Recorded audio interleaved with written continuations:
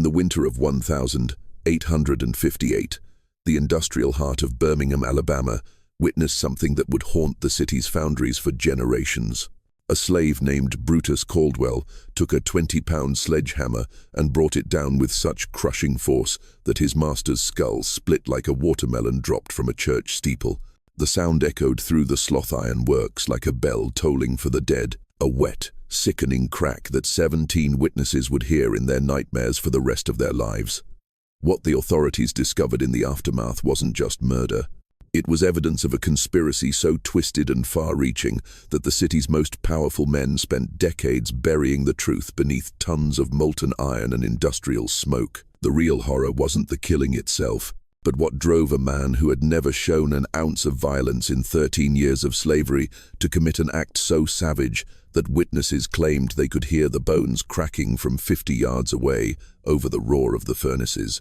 The blood pooled so quickly that it began to steam and hiss where it touched the superheated metal of the foundry floor, creating a sound like serpents dying in fire. Before we continue with the story of Brutus Caldwell and the dark secrets of Birmingham's iron empire, I need you to do something for me. Hit that subscribe button and ring the notification bell. Because stories like this one don't just disappear into history by accident, they're buried intentionally, covered up by men with power and money who understood that some truths are too dangerous to survive. And I want you to tell me in the comments, what state or city are you listening from?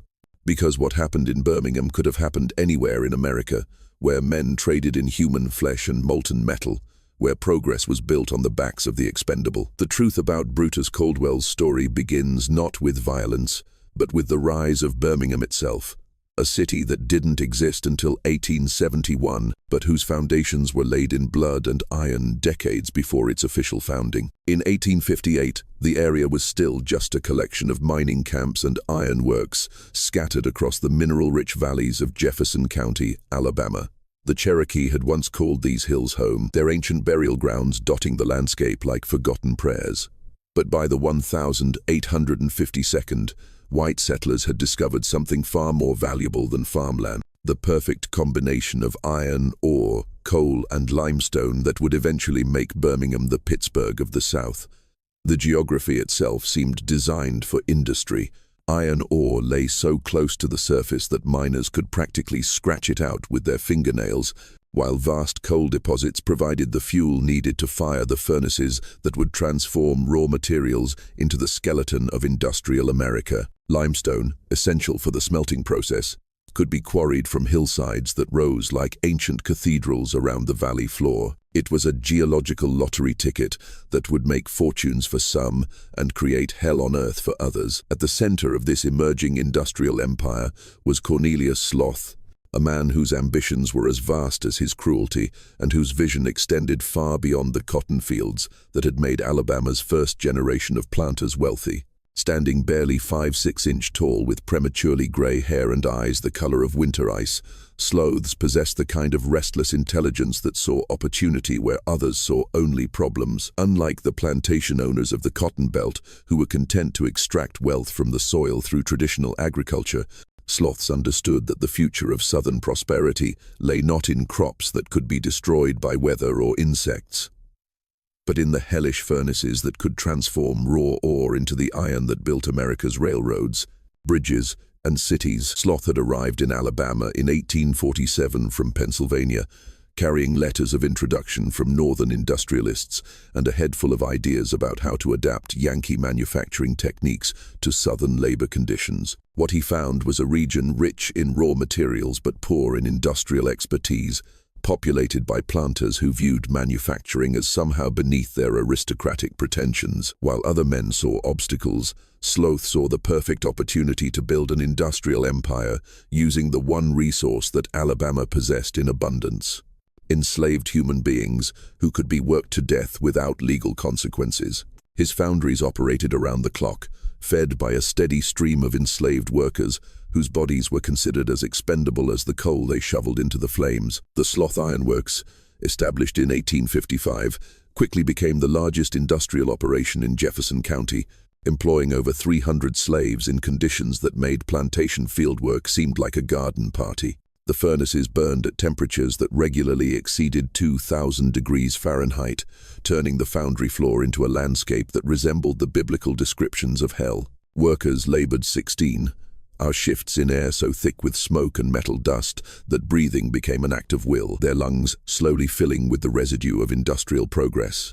The mortality rate among Sloth's ironworkers was 3 times higher than that of field slaves, but Cornelius Sloth considered this an acceptable cost of doing business. After all, he could always buy more slaves from the failing tobacco and cotton plantations of Virginia and the Carolas, but iron ore deposits were finite and precious. His business model was brutally simple: work slaves until they died, then replace them with fresh bodies purchased at the lowest possible price. It was an equation that reduced human beings to units of production calculated down to the penny per pound of iron produced. Brutus Caldwell arrived at the Sloth Iron Works in the spring of 1855, purchased from the estate of a failing tobacco plantation near Richmond, Virginia, for the considerable sum of $1,200, a price that reflected both his imposing physical strength and his reputation as a reliable worker who had never given his previous owners a moment's trouble. The plantation owner who sold him, a dissolute gambler named Harrison Kendall, had described Brutus as the finest piece of property I ever owned. Strong as an ox, smart enough to follow complex instructions, but not smart enough to cause trouble. At 28 years old, Brutus stood 6'3" tall, in an era when most men barely reached 5'1", 2 foot. His shoulders were broad as an ox yoke, developed through years of swinging axes and hauling timber, and his hands could grip a sledgehammer handle with the same ease another man might hold a dinner fork. His skin was the color of burnished copper, marked with the scars that came from 2 decades of hard labor. Old whip marks across his back, burned scars on his forearms from working too close to fires, calluses on his palms, thick as leather.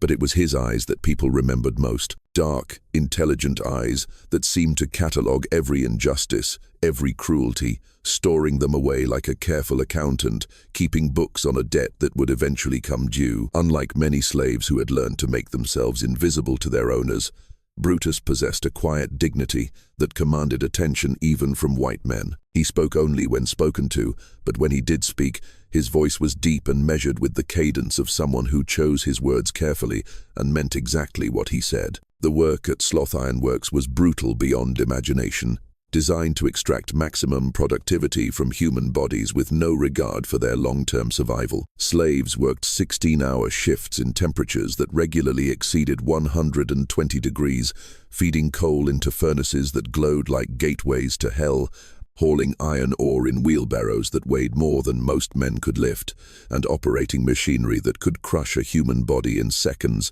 if a worker's attention wavered for even a moment. Brutus was assigned to the sledge gang, the men responsible for breaking up large chunks of iron ore with 20-pound hammers before it could be fed into the furnaces. It was back-breaking work that destroyed most men within 5 years, leaving them crippled with ruined spines and lungs full of iron dust that turned their spit black and made every breath a struggle. The hammers themselves were works of brutal efficiency, their heads forged from the finest steel and balanced to deliver maximum force with each swing. A strong man could break ore for perhaps 6 hours before exhaustion made him useless. An exceptional man might last 8 hours. Brutus Caldwell routinely worked 10-hour shifts without showing signs of fatigue, his hammer falling with mechanical precision that other workers came to depend on. The rhythm of his work became the heartbeat of the foundry, the steady ring of metal on stone that meant all was well in their corner of this industrial hell. Other slaves would time their own work to the sound of Brutus's hammer, using it as a metronome that helped them maintain their pace through the endless hours of labor. Boom, crack, boom, crack, boom, crack. The sound echoed through the foundry like a funeral drum, marking time until death or freedom came to claim them. What none of them knew was that every swing of that hammer was practiced for something else entirely. Because Brutus Caldwell was planning something that would shake the foundations of Birmingham's iron empire, and his 20 sledgehammer would be the instrument of his terrible justice. The first sign that something was fundamentally wrong came not from Brutus himself, but from the other slaves at Sloth Iron Works, who began to notice subtle changes in their usually predictable fellow worker during the weeks leading up to the 15th of December, 1858. Brutus, who had never been known to speak unless spoken to, and who had maintained the same daily routines for over 3 years, started displaying behaviors that set off alarm bells among men whose survival depended on reading the moods and intentions of everyone around them. It began with questions, strange, probing questions about work schedules that Brutus had never shown any interest in before. He wanted to know which overseers would be where at what times, which areas of the foundry were visited least frequently by white supervisors, and which escape routes existed from different parts of the facility. These weren't casual inquiries, but systematic intelligence gathering conducted with the methodical precision of a military scout preparing for battle. More disturbing were the visitors Brutus had been receiving. In the slave quarters, privacy was a luxury that didn't exist. Every conversation could be overheard, every movement could be observed, every relationship could be monitored by informants looking to curry favor with their masters. But somehow Brutus had managed to arrange clandestine meetings with people that other slaves glimpsed only as shadows moving in the pre-dawn darkness. Figures who approached through the woods surrounding the foundry and communicated through signals that none of the other workers could interpret. These mysterious figures left behind things that shouldn't have been in a slave's possession. Sheets of paper covered with writing that Brutus would study by candlelight before burning to ash. Small packages wrapped in oiled cloth that clinked softly when moved. And once, a leather pouch that contained what sounded like coins when it shifted in his hands. The presence of these items suggested connections to the outside world that went far beyond what a typical slave could maintain, relationships that implied resources and planning on a scale that frightened the other workers. Samuel Hutchkins, a fellow slave who worked at the station next to Brutus, later testified that he had seen his friend writing in a small notebook using a pencil stub that had been sharpened down to almost nothing. When Samuel asked about it, Brutus had simply said, "A man needs to keep track of things.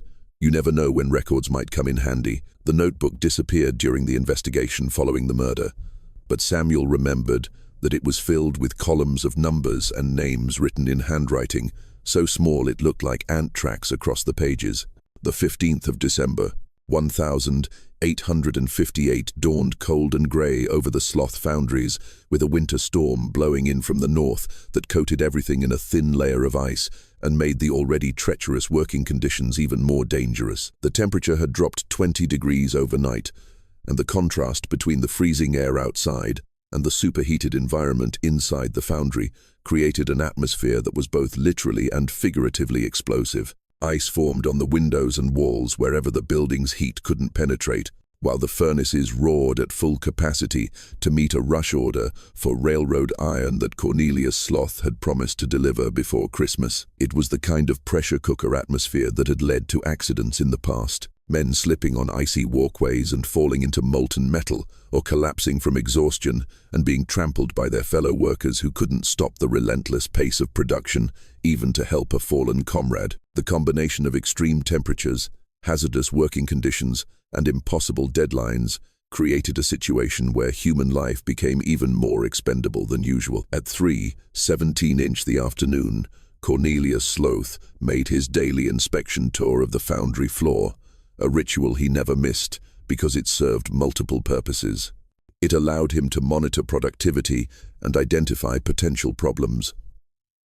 But more importantly, it was a daily demonstration of his absolute authority over every aspect of the operation. Sloth dressed for these tours like a general reviewing his troops, wearing expensive clothes that cost more than most free workers made in a month. Silk shirts imported from France, wool trousers tailored in New Orleans, and boots made from leather so fine they gleamed, even in the dim, smoky light of the iron works. His appearance on the foundry floor always created a ripple of tension among the workers, who understood that their master's visits often resulted in punishment for someone. Sloth had a talent for finding fault with the most diligent workers and a memory for grudges that stretched back years. He carried a walking stick made from polished hickory, not because he needed assistance walking, but because it served as both a symbol of authority and a weapon that he used to strike workers who displeased him. On this particular afternoon, Sloth was accompanied by two men who didn't belong in an iron foundry. Well-dressed visitors wearing clean clothes and carrying leather portfolios that suggested they were there on business rather than inspection. The workers who noticed them whispered among themselves, wondering if these strangers were potential buyers, government inspectors, or something else entirely. Their presence added an additional layer of tension to an already volatile situation. What happened next was witnessed by 17 different people, but their accounts varied so dramatically that investigators would spend months trying to piece together a coherent version of events. What everyone agreed on was this: Cornelius Sloth was standing near the number 3 furnace, berating a slave named Samuel for working too slowly when Brutus Caldwell approached from his usual position at the orb breaking station. According to witness testimony, Brutus had been working steadily all day, his hammer falling in the same mechanical rhythm that had become the soundtrack of the foundry. But at approximately 3:15, he simply set down the chunk of iron ore he had been pulverizing, picked up his 20-pound sledgehammer, and walked with calm, deliberate steps toward his master. His movements were so purposeful and controlled that several witnesses later said they knew something terrible was about to happen, but they were frozen by disbelief and unable to intervene. "Mr. Sloths," Brutus said, his voice carrying clearly over the roar of the furnaces and the clang of metal on metal. His tone was respectful, almost deferential, giving no hint of the violence that was about to follow. "I got something for you, sir."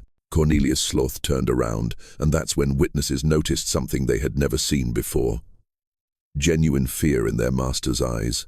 Not the momentary startle of someone surprised by an unexpected voice, but the deep primal terror of a man who recognized death walking toward him. Sloth's face went pale, his walking stick trembling in his hand, and for a moment he seemed unable to speak or move.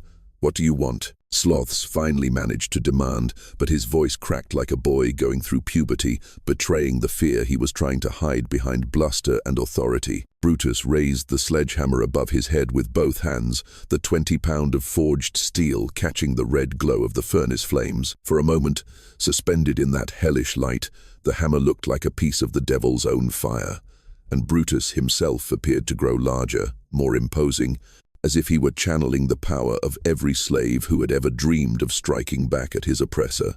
"Justice," Brutus said, and brought the hammer down. The sound that followed was unlike anything the witnesses had ever heard. A wet, explosive crack that seemed to come from deep inside Cornelius Sloth's skull, followed by the dull thud of his body hitting the foundry floor.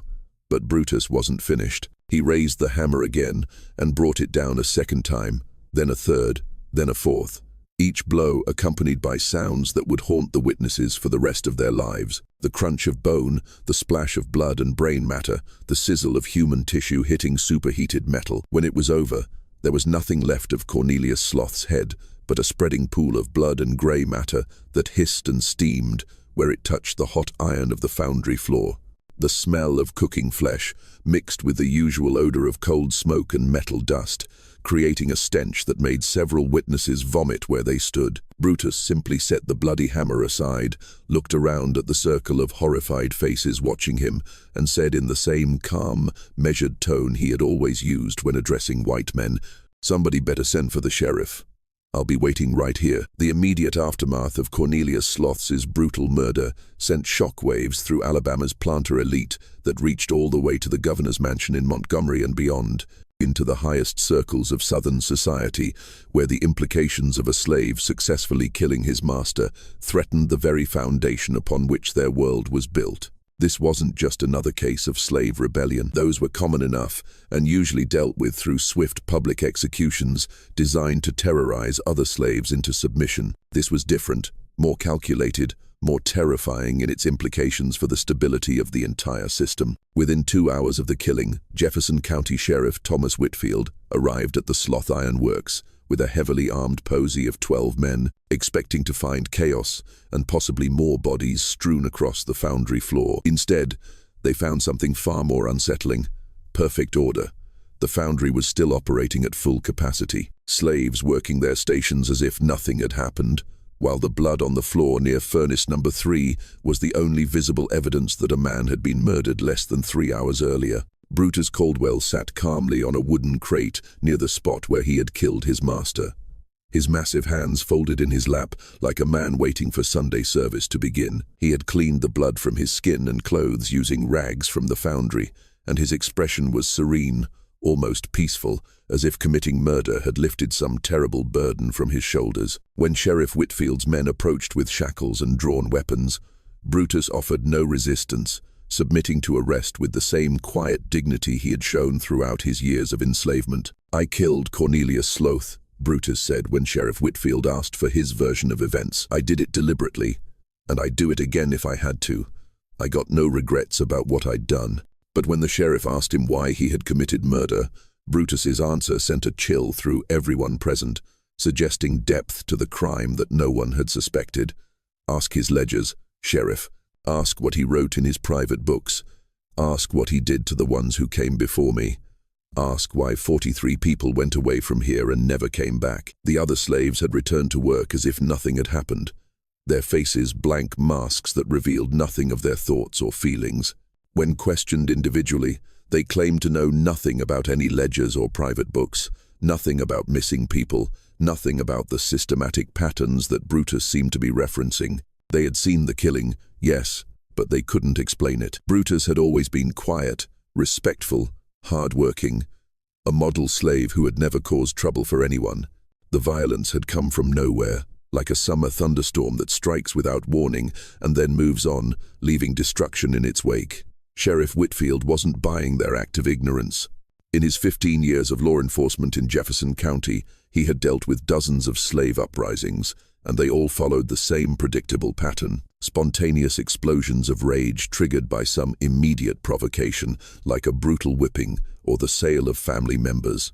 The rebellions were always emotional, chaotic, and short-lived, usually ending with multiple deaths and the complete breakdown of discipline in the affected area. But Brutus Caldwell showed none of the signs of a man driven to momentary madness by unbearable circumstances. His clothes were neat and clean. His voice was steady and controlled. His demeanor was that of someone who had carefully considered his actions and their consequences long before picking up that sledgehammer. This wasn't the behavior of a man who had snapped under pressure. It was the behavior of someone executing a carefully planned operation. The investigation that followed would expose secrets that Alabama's power brokers would spend decades trying to bury beneath layers of legal maneuvering and bureaucratic cover-ups. When Sheriff Whitfield and his deputies searched Cornelius Law's private office in the Foundry's administrative building, they found exactly what Brutus had told them to look for: a collection of ledgers, correspondence, and financial documents that painted a picture of systematic depravity that shocked even men who were accustomed to the casual cruelties that slavery made legal. The ledgers were works of meticulous record-keeping that reduced human beings to units of measurement and cost analysis. Sloth had been conducting experiments on his slaves, treating them not as valuable property to be maintained and protected, but as laboratory specimens in a twisted quest to maximize productivity while minimizing operating costs. The books contained detailed records of how long different slaves could work without food before their strength failed, how much weight they could lose before becoming unable to perform their duties,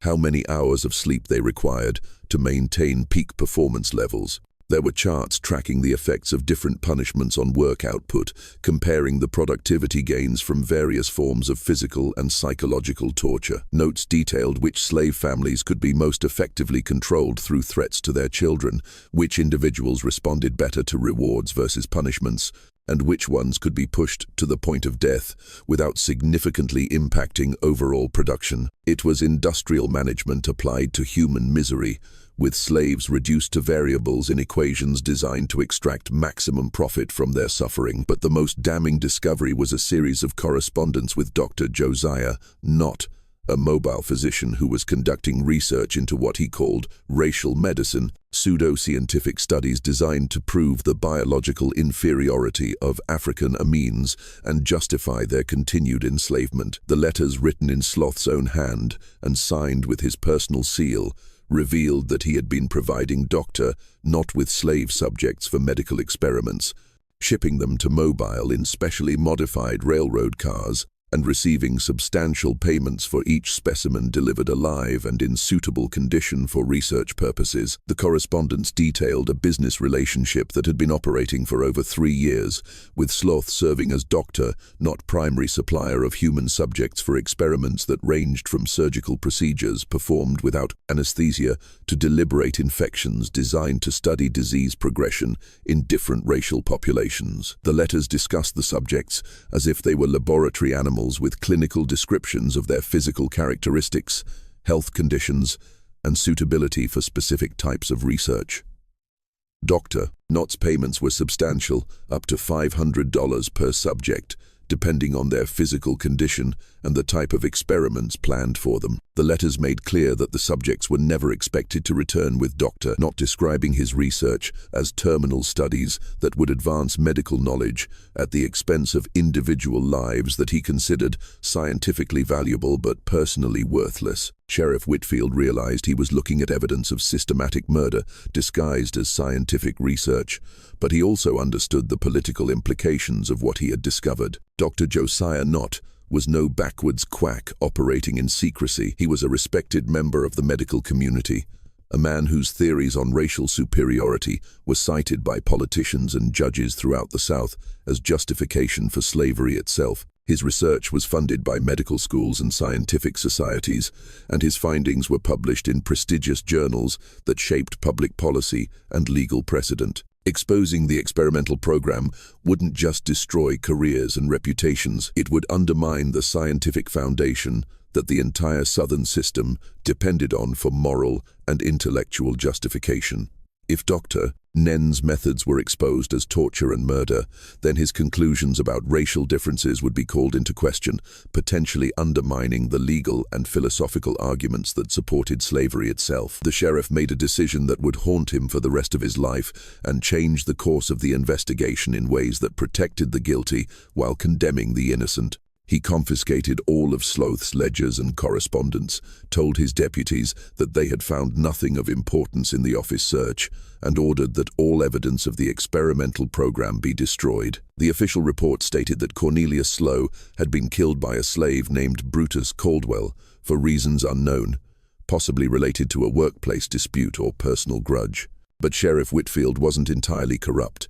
He was a man torn between his duty to uphold justice and his understanding of the political realities that governed his world. He kept copies of the most damaging documents, storing them in a tin box that he buried beneath the floorboards of his own home. He told himself he was preserving evidence for some future reckoning when the truth could be told without destroying the social order.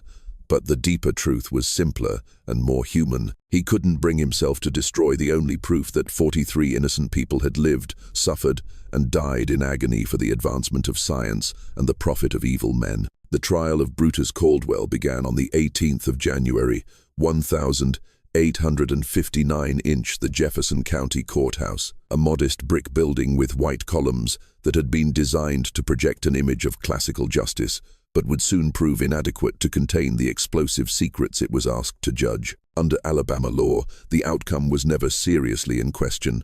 A slave who murdered his master would hang regardless of circumstances, motivation, or provocation. The legal proceedings were typically brief formalities that served more as public theater than actual trials designed to demonstrate the state's commitment to protecting white lives while maintaining the fiction that slaves received due process under the law. But what should have been a simple proceeding that concluded within a day or two quickly became something far more complex and dangerous, threatening to expose secrets that some of Alabama's most powerful men had assumed would remain buried forever. The difference was Benjamin Carver, the court-appointed lawyer assigned to represent Brutus, a man whose background and principles made him uniquely unsuited for the role of providing token defense for a doomed slave. Carver was a recent graduate of Harvard Law School who had returned to his native Alabama with ideas about justice and legal ethics that didn't quite fit the Southern mold he had grown up in.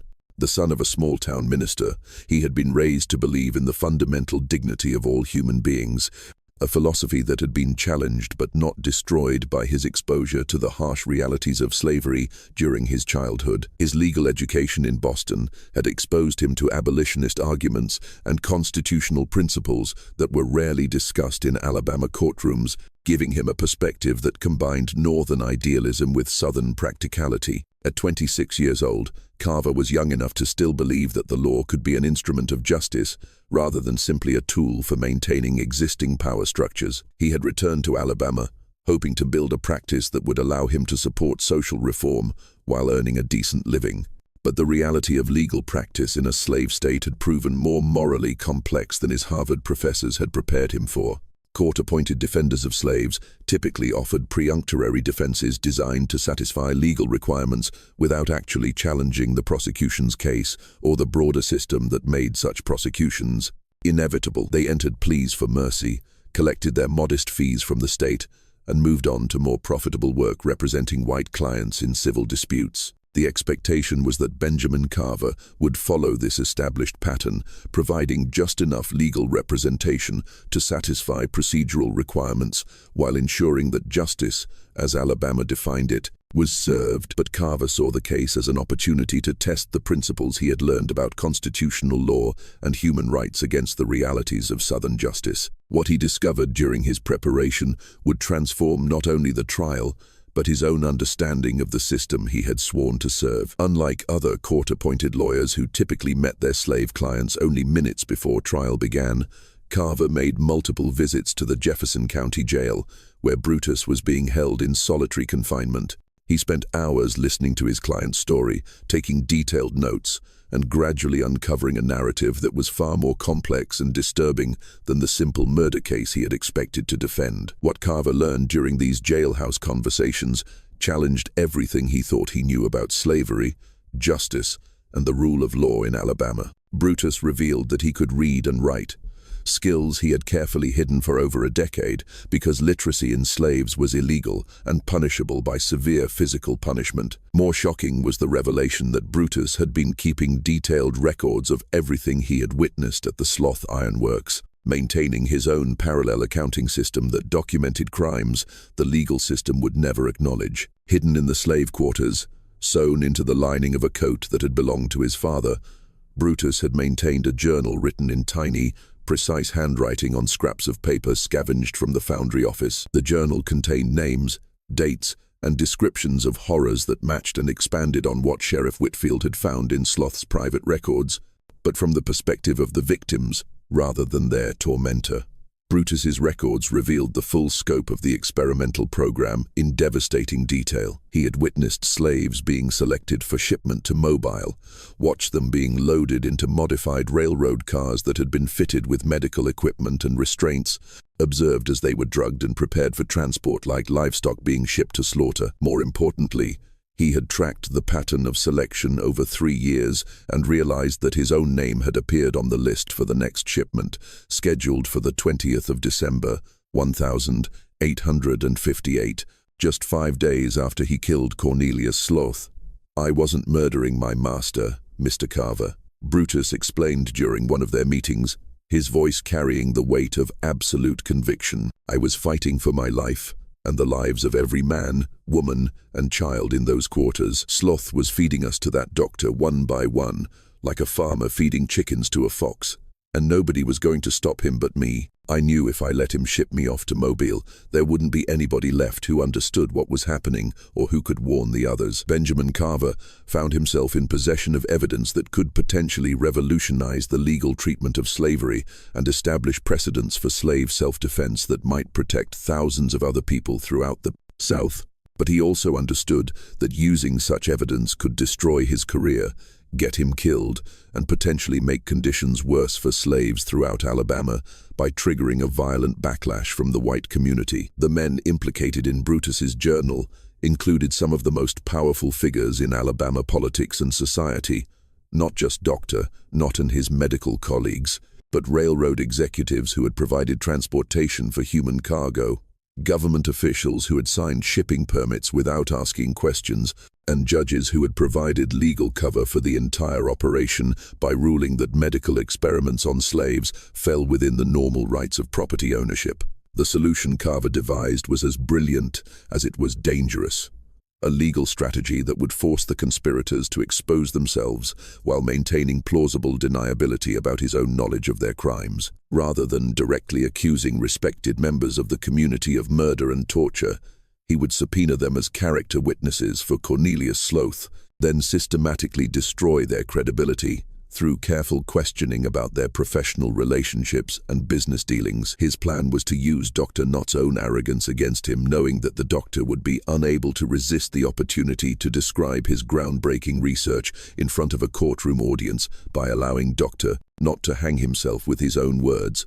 Carver could expose the experimental program without appearing to make unsubstantiated accusations against respectable citizens. The strategy began working better than Benjamin Carver had dared to hope when Dr.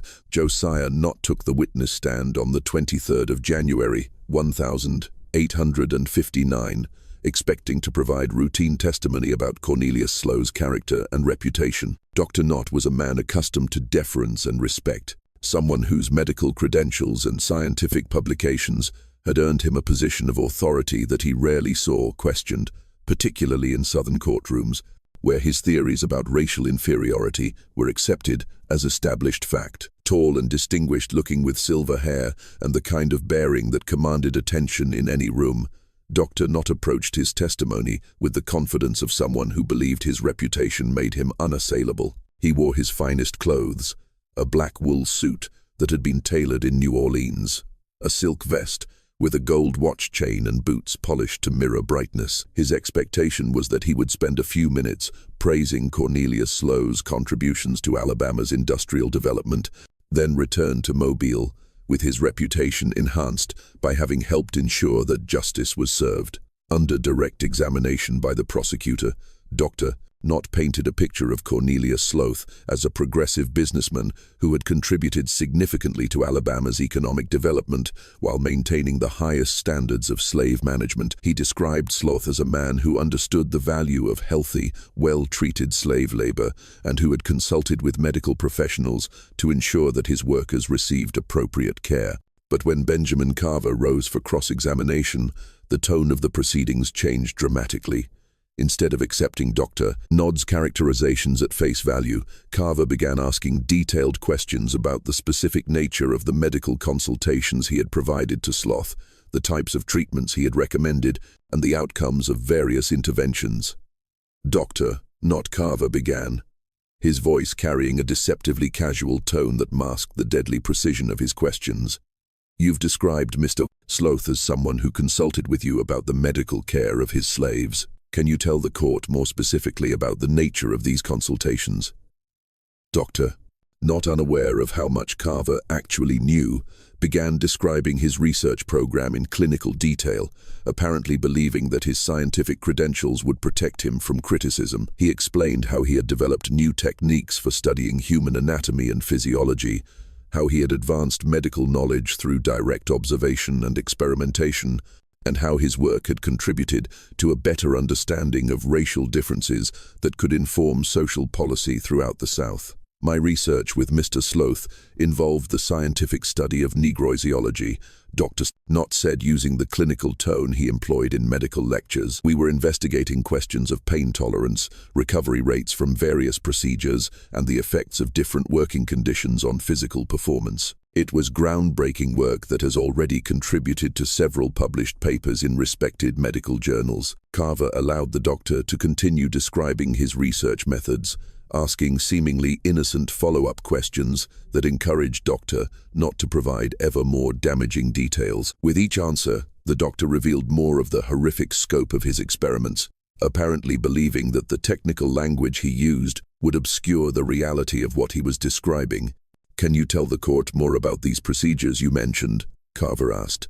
"What specific techniques did you develop?"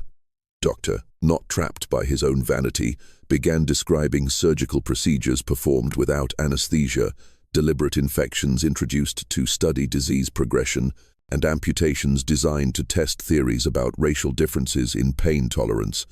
The courtroom sat in stunned silence as the full magnitude of the atrocities was revealed through the doctor's own testimony. "I developed pioneering techniques for amputation without anesthesia," Dr. Knott said proudly. "My research proved that the Negro constitution responds differently to pain than the white constitution. I was able to perform procedures that would have been impossible with white subjects."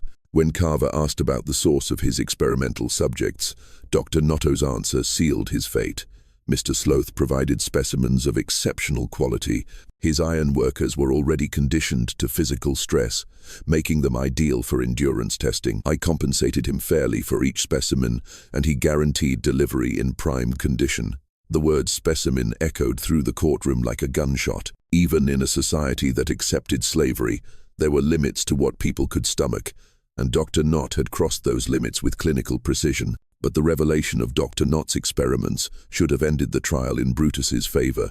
Yet, the forces arrayed against him were too powerful to be defeated by mere evidence of atrocity. Within hours of the testimony, Benjamin Carver received visitors who represented interests extending far beyond Jefferson County. Judge Samuel Crawford called an unexpected recess and summoned both attorneys to his chambers. When Carver arrived, he found not only the prosecutor, but also two men in expensive suits, who identified themselves as representatives of the Montgomery Railroad Company and the Alabama Medical Society. "Son," Judge Crawford said, his voice carrying absolute authority, "you've made your point. You've shown provocation. But if you continue, you'll destroy institutions this state depends on. Dr. Knott research serves a larger purpose. The railroad connections involve contracts affecting Alabama's economic future." The message was clear. Brutus would hang regardless of evidence, and continuing the defense would only destroy more lives without saving the one that mattered most. Just when we thought we'd seen it all, the horror in Birmingham intensifies. If this story is giving you chills, share this video with a friend who loves dark mysteries. Hit that like button to support our content. And don't forget to subscribe to never miss stories like this. Let's discover together what happens next. That night, Carver's office was ransacked. His law book scattered, files rifled, safe cracked open. Most importantly, Brutus's hidden journal, the only physical evidence of the selection list, was gone.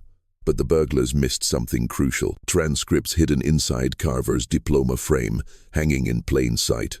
On the morning of the 25th of January, 1859, Benjamin Carver stood before the jury in the Jefferson County Courthouse and delivered the most important speech of his life. The courtroom was packed beyond capacity, with spectators standing in the aisles and spilling out into the hallway, drawn by rumors that something unprecedented was about to unfold. The air was thick with tension and tobacco smoke, and every eye was fixed on the young lawyer who had already shocked Alabama society by treating a slave's life as worth defending.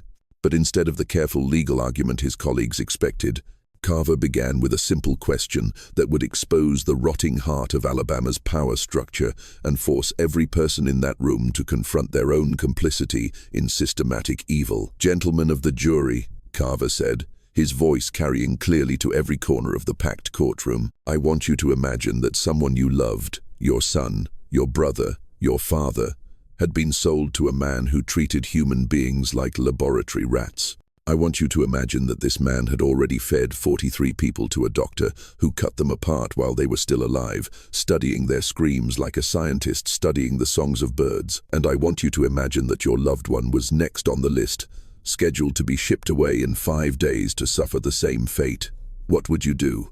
The prosecution's objection came immediately. Judge Crawford sustained it with obvious irritation, but the question hung in the air like smoke from a fire that couldn't be extinguished. Carver had violated every rule of legal decorum and courtroom procedure, but he had also forced the jury to confront the fundamental question at the heart of the case. When does murder become self-defense? And when does a human being have the right to fight for his own survival against systematic torture? What followed was the most systematic destruction of a conspiracy that a Southern courtroom had ever witnessed. Despite the theft of Brutus's journal and the obvious pressure from powerful interests to end the trial quickly, Carver had managed to preserve enough evidence to present a devastating case that would strip away the veneer of respectability from some of Alabama's most prominent citizens. He called witness after witness, railroad workers who had loaded the modified cars and wondered why they were fitted with medical restraints, government clerks who had processed shipping permits for medical specimens without asking too many questions about what those specimens actually were. Even former employees of Dr. Knott who had quit their positions in horror at what they had been asked to assist with. The picture that emerged was of a network of corruption and cruelty that extended from the foundries of Birmingham to the medical schools of Mobile and the government offices of Montgomery. Cornelius Sloth hadn't been acting as a lone monster. He had been part of a systematic program designed to provide human subjects for experimental research, all under the legal cover of slave ownership and the moral justification of scientific progress. Each witness added another piece to the horrific puzzle, and with each revelation, the spectators in the courtroom grew more restless and disturbed. Men who had come expecting to watch a simple murder trial found themselves confronting evidence of atrocities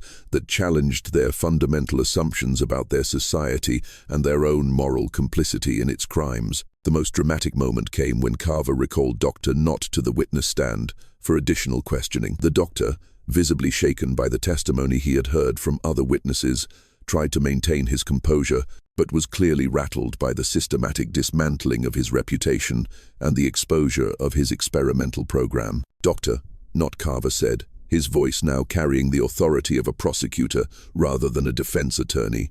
"You've heard the testimony of your former assistants about the procedures you performed. Do you deny that you amputated limbs from living subjects without anesthesia? I was conducting legitimate medical research." Dr. Knott replied, but his voice had lost the confident tone he had displayed earlier in the trial. "The procedures were necessary to advance our understanding of. Do you deny that you deliberately infected children with diseases to study their progression? The research protocols were approved by. Do you deny that you performed surgical procedures on pregnant women to observe the effects on their unborn children?" Each question hit like a physical blow, and with each evasive answer, Dr. Knott revealed more of the horrific scope of his experiments. The courtroom sat in stunned silence as the full magnitude of the atrocities was laid bare, described in clinical detail by the man who had perpetrated them. But the most damning testimony came from an unexpected source.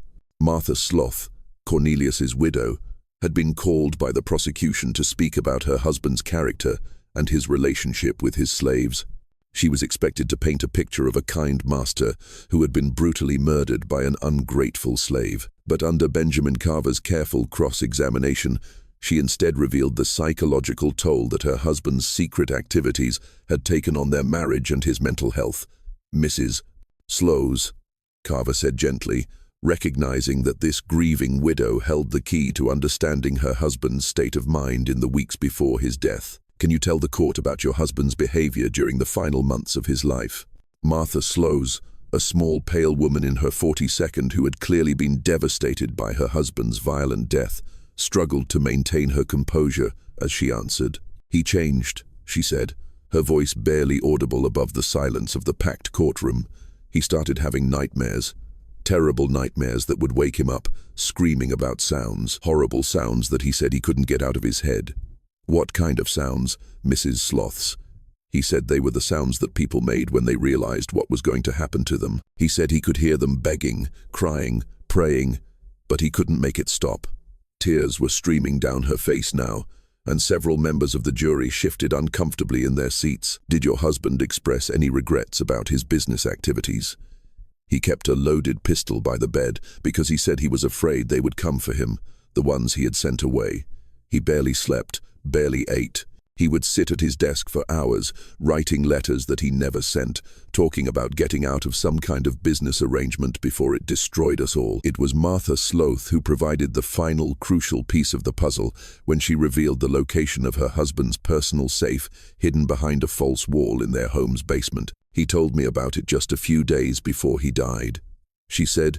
"He said if anything ever happened to him, I should tell the authorities about the safe and what was in it. He said there were things that needed to come to light." Sheriff Whitfield, under direct order from Judge Crawford, retrieved the contents of the safe and brought them to the courthouse in a leather satchel that seemed to weigh more than its physical contents could account for. When the sheriff opened that satchel in open court and spread its contents across the defense table, the final pieces of the conspiracy were exposed for everyone to see. There were financial records that traced payments from Dr. not totaling over $20,000 across 3 years, shipping manifests that documented the transportation of medical specimens from Birmingham to Mobile, and correspondence between Sloth and government officials who had provided the paperwork necessary to move human cargo across state lines without interference. But the most damning piece of evidence was a letter written in Cornelia Slow's own handwriting, dated the 10th of December,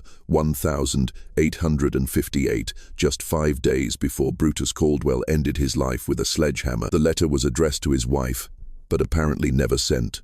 A confession of guilt and an expression of fear that revealed the true state of mind of a man who knew he was living on borrowed time. Judge Crawford ordered the letter read aloud to the court, and as the clerk's voice echoed through the silent courtroom, the full horror of the situation became clear to everyone present. "My dearest Martha," the letter began, "I can no longer continue with the arrangements I have made with Dr. K.N. and his associates.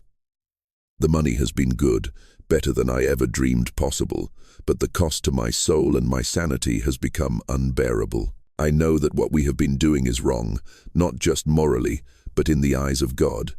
And I fear that divine justice will soon catch up with all of us. The big one, Brutus, has been watching me with those dark eyes of his, and I swear he knows exactly what I have been doing to his people. There is an intelligence there that frightens me, a patience that suggests he is planning something terrible.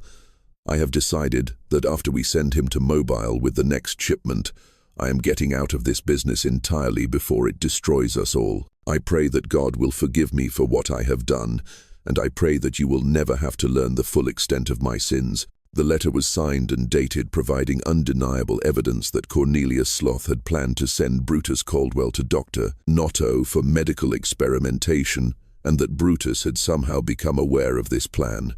In that moment, the case transformed from a simple murder trial into something far more complex. A story of a man fighting for his life against systematic torture, using the only weapon available to him. The jury deliberated for less than 2 hours before returning with a verdict that would be remembered as one of the most shocking legal decisions in Alabama history. Not guilty by reason of self-defense. It was a legal precedent that would have been unthinkable just days earlier. But the evidence presented had been so overwhelming, so horrific in its implications, that 12 white men in Alabama had been forced to conclude that a slave had been justified in killing his master to prevent his own torture and murder. The foreman of the jury, a prosperous cotton merchant named William Hayes, later described the deliberation process to a reporter from the Montgomery Advertiser. "The question wasn't whether Brutus Caldwell killed his master," Hayes said. "The question was whether any man, regardless of his color or station, has the right to defend himself against torture and murder." Once we saw that letter, once we understood what was really happening at that foundry, the decision became clear. If we wouldn't send a white man to the gallows for defending himself against medical torture, how could we in good conscience hang a Negro for the same thing? The verdict sent shock waves through the packed courtroom and beyond. Spectators who had come expecting to witness a routine execution instead found themselves applauding a legal decision that challenged the very foundations of Southern society. For a brief moment, the humanity of enslaved people had been recognized and protected by the same legal system that typically treated them as property. But the celebration was short-lived. Within 6 hours of the verdict, representatives from the State Attorney General's office arrived in Birmingham with new warrants and additional charges designed to ensure that Brutus Caldwell would never taste freedom. The charges included destruction of property, conspiracy against interstate commerce, inciting slave rebellion, and interfering with legitimate business activities. Legal technicalities that were dubious at best, but politically necessary to maintain the appearance that the state would not tolerate any precedent, encouraging slaves to resist their masters. Governor Andrew Moore himself issued a statement within days of the verdict, declaring that while the jury's decision reflects the unique and disturbing circumstances revealed during this trial, the state of Alabama cannot permit any legal precedent that might encourage other slaves to take the law into their own hands.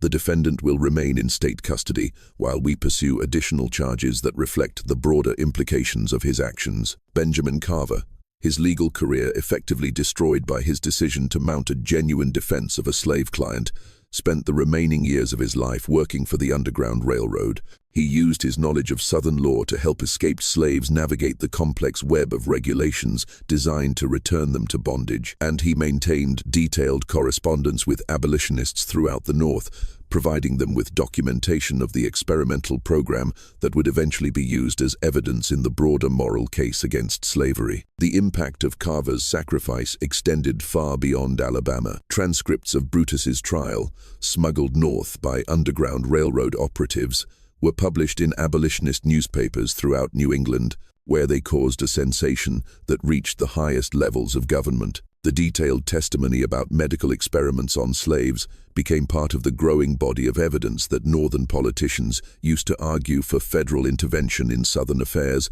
contributing to the political tensions that would eventually explode into civil war. Dr. Josiah Nott fled Alabama within a week of the trial's conclusion, but his flight only confirmed his guilt in the public mind. The medical community, faced with undeniable evidence of his atrocities and the public outrage that followed their exposure, stripped him of his credentials and banned him from practicing at any reputable institution. He spent his final years as a traveling patent medicine salesman, peddling dubious remedies to rural communities that didn't know his history. He died in 1873, penniless and forgotten. His theories on racial medicine discredited not by scientific progress, but by the courage of a slave who had refused to submit quietly to torture.